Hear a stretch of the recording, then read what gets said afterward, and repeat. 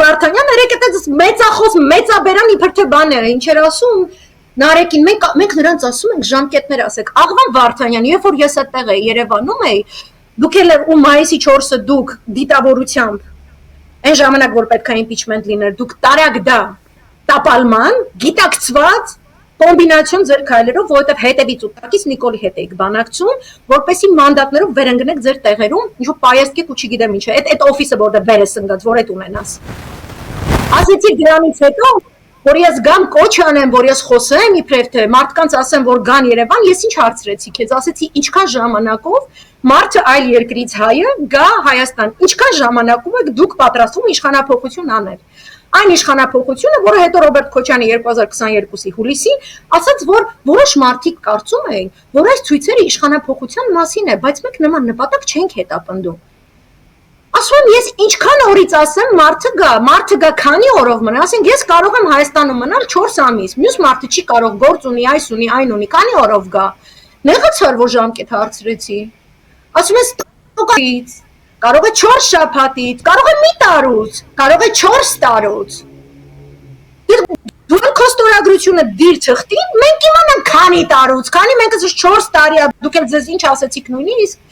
հերոստատեսությամբ ձեր իբրև թե գոլեգաներ, որ դու վճարովի, որտեղ ես գոլեգա չեմ համարում մարդուն, որ կոնկրետ մարդուց փող ստանում, ինչ որ կոնկրետ բան անելու, դիվերսիա իրականացնելու, այդ իմ համար ահաբեկիչ է քաղաքը, գործիչ չի։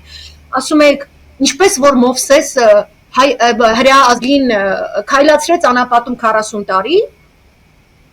մենք էլ ձեզ ինչքան ասենք, այդքան կքայլեք։ Ուրեմն սենց ստորագրությունդ կդնես, ես ինչքանում impeachment կանեմ, այդքանում impeachment կանեմ, այդ քո գործը չի ուրեմն։ Մանավանդ որ դու ոչ նախաձեռնող ես, ոչ մասնակից ես։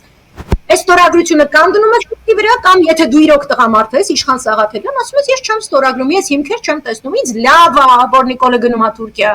ինձ լավ է, որ Զանգեզուրի վրա հարձակում է նախատեսվում, ինձ լավ է, որ մենք շատ լավագույն տարբերակում կես գյուղ ժողովուրդ ենք մնալու,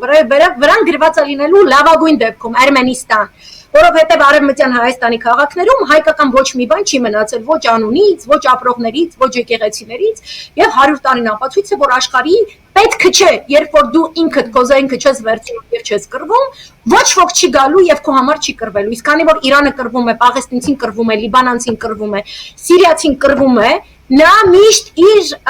աջակիցներին կգտնի։ Իսկ եթե դու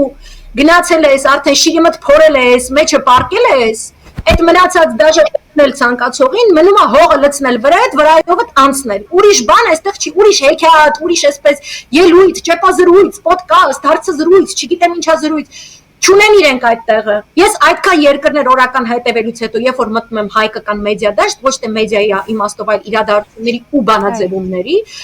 տեսնում եմ ինքնասպանվող պացիենտ։ Այո որին ոչ մի հոգեբան, ոչ մի շտապ օգնություն, ոչ մի հոգեբանական օգնություն այդ պահին չի տրամադրվում։ Ուղղակի պացիենտը հիմա ինքնասպանություն է գործում։ Ասենք թե հիմա մենք գտնվում ենք այդ թռիչքի ժամանակ, գտե 5-րդ հարգում ենք։ Մի 5 հարգից արդեն ճպվում ենք գետնին։ Այդ վիճակում ենք մենք։ Դրա համար այդ իրանց այդ ճոռամախոսությունները մի այլ կարգի չի ուտվում, էլի, այդ ինքնասպանություն է։